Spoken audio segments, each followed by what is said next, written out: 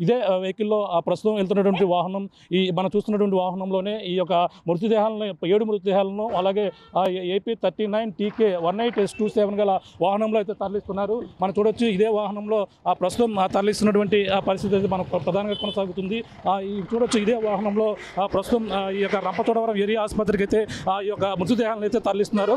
ప్రస్తుతం జిఎం వలస దగ్గర జరిగినటువంటి కాల్పుల్లో 7 మృత్యువాత పడిన నేపథ్యంలో ఇదే ప్రస్తుతం ఈ యొక్క రంపచోడవరం ఏదైతే ఆ యొక్క ఆసుపత్రికి అయితే మృతదేహాలను తరలిస్తున్నారు. మనం చూడొచ్చు ఇక్కడ వాహనం ఒకటి బయలుదేరింది. ఈ యొక్క ప్రాంతంలోనే చూడొచ్చు ఐసర్ వ్యాన్లో మృతదేహాలను ఇక్కడికి ప్రభుత్వ ఆసుపత్రికి తరలిస్తున్నారు. నిన్న 6 మృతదేహాలని హిడ్మాతో పాటు అలాగే మొత్తం అందరినీ కూడా నిన్న అదే ప్రభుత్వ ఆసుపత్రిలో ఉన్నటువంటి పరిస్థితి ఉంది. ప్రస్తుతం కూడా అదే ఆసుపత్రికి ఈ యొక్క 7 మృతదేహాలను కూడా అప్పుడు తరలిస్తున్నటువంటి పరిస్థితి కొనసాగుతుంది.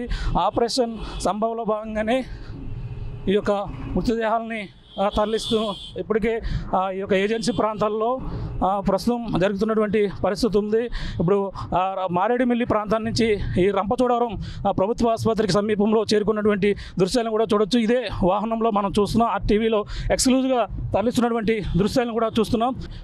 ఇక్కడ జోగారావుతో పాటు అలాగే వాళ్ళకు సంబంధించినటువంటి ఎవరైతే ఉన్నారో 4 మహిళలతో పాటు ముగ్గురిని కూడా హతమార్చినట్టుగా ఇప్పటికే జిల్లా ఎస్పీ కూడా మీడియా ముఖంగా చెప్పారు. అందులో ప్రధానంగా జ్యోతి, సరితతో పాటు అలాగే సురేష్, రమేష్ అంటే ఎలియాస్ రమేష్ అంటారు, లోకేష్తో పాటు గణేష్, అలాగే శ్రీను, అలాగే వాసుతో పాటు అలాగే అందరం కూడా చూస్తున్నాం.